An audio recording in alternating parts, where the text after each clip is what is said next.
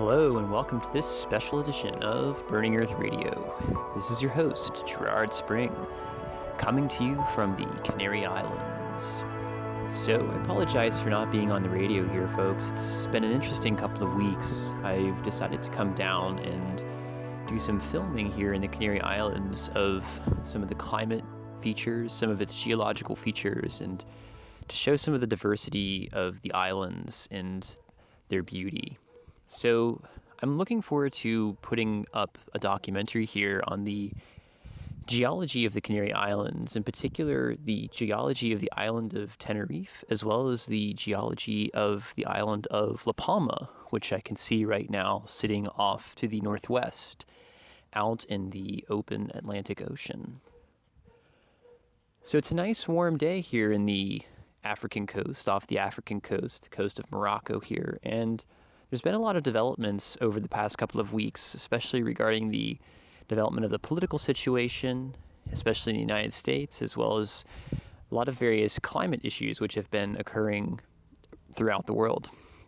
In particular, the Larsen ice shelf, which appeared in one of my earlier videos, is continuing to fracture, which is not boding well for the overall health of the ice sheets in Antarctica, and I think we're going to be seeing more of this, especially as we roll into the summer season here.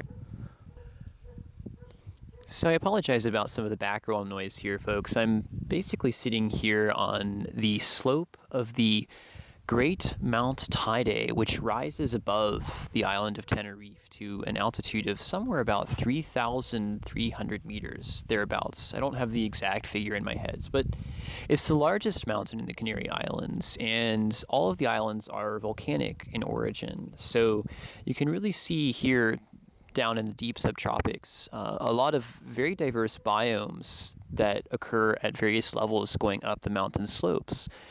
For example, on the western side of the island, you have a more dry desert biome, whereas on the eastern side of the island, you have a more lush, green, forested biome. And going up the slopes of Teide, you have a lot of very interesting volcanic lava fields, some of which are new in the range of hundreds of years, and others which are much older, dating back thousands, tens of thousands, or hundreds of thousands of years.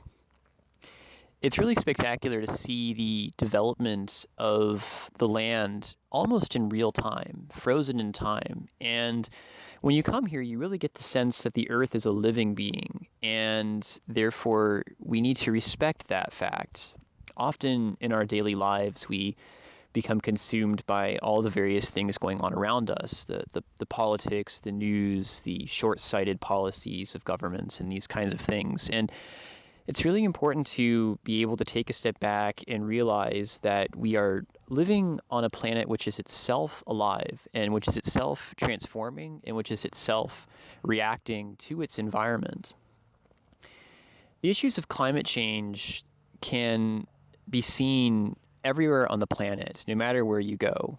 If you are walking through the deserts of the Sahara, you'll see the retreat of the Sahel southward into the continent of Africa and further desertification. You can see this in the Amazon with the deforestation going on there, and this changes weather patterns in the Amazon because you have transpiration, evaporation from the forests creating clouds and moisture, and if those forests are not maintained or not treated properly or not conserved, then the forest itself will actually have a change in effect on the climate system.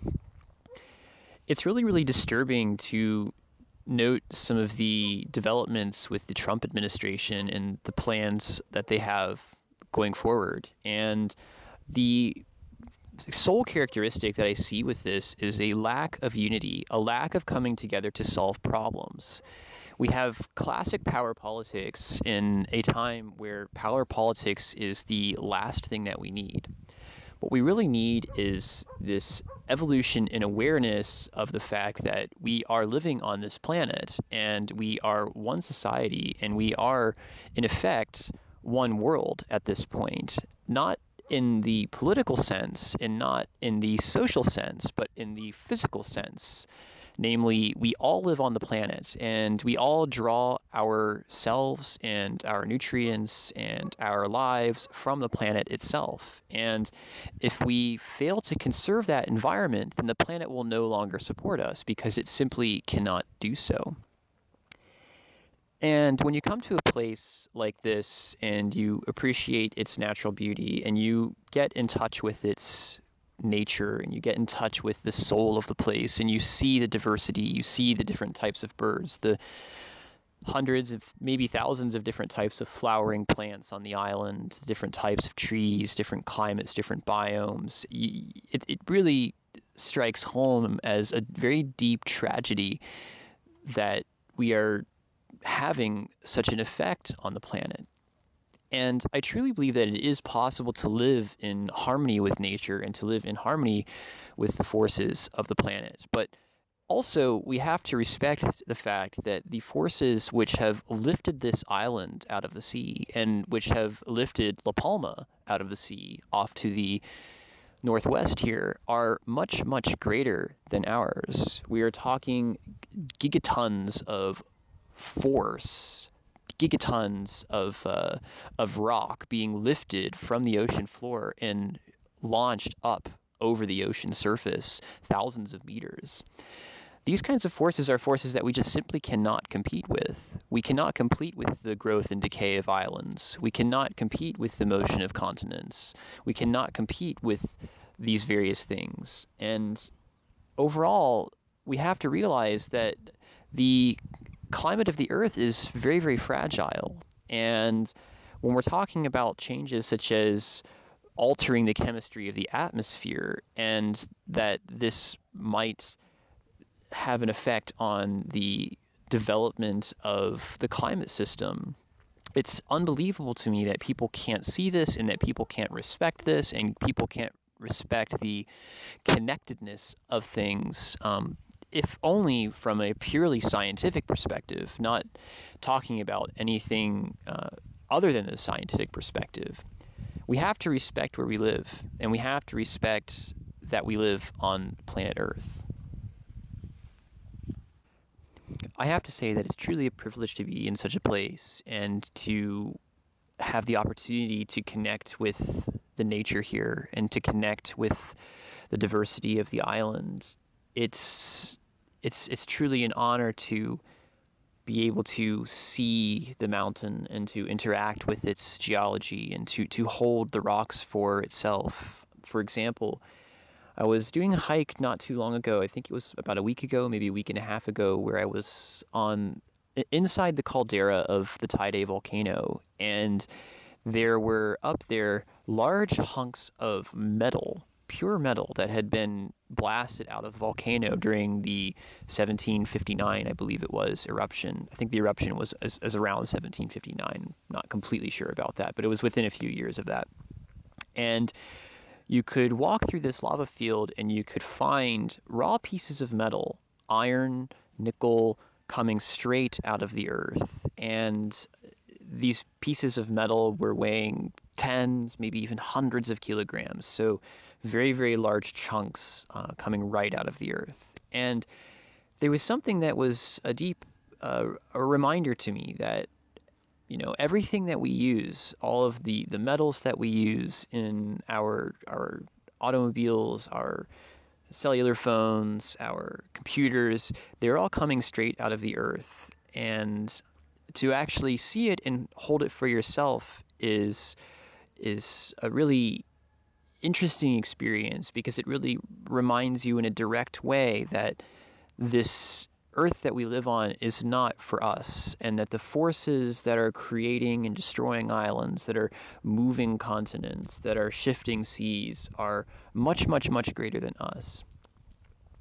We have to have a change in perspective in order to see this. We have to, in a sense, get a bit outside of ourselves and a bit outside of our narrow reality of the monetary system and the narrow realities of our social system, because the climate system truly does not care about us. It responds as a physical system to a physical stimulus. The physical stimulus in this case being the changing of the chemistry of the atmosphere with the introduction of large amounts of CO2. And down here in the deep subtropics, very near to the Tropic of Cancer, it's very difficult to see the changes associated with climate, and because we're quite far away from the most severe areas of warming up in the Arctic down here. But at the same time, the changes that are occurring in the Arctic will gradually precipitate down and affect what we see here in the subtropics and also in the tropics. A few degrees can make a huge difference in humidity, in ocean temperatures, and this will also have a cascading effect on the types of organisms that can survive in a given location or at a given altitude on the mountain or in a different area of the sea. And it's really important to remember that everything is connected with everything else. So I know this is a bit of an informal show, and I apologize for not being able to get back on the radio more often. I'm looking forward to trying to do a show maybe at least once a week or once every other week to update things. And I hope you are looking forward to some of the documentary stuff that I'm putting together here on the islands to show you guys and to share the experience of being in the islands in the best way I can, to try and show the diversity of the place and to show why nature is worth protecting and why nature is worth sharing and why nature is worth participating in. The Earth is truly a magnificent place, and there are a lot of magnificent places on the Earth. So wherever you are in the world, I bid you well, and I'm looking forward to having you along in the next one. Thanks for listening.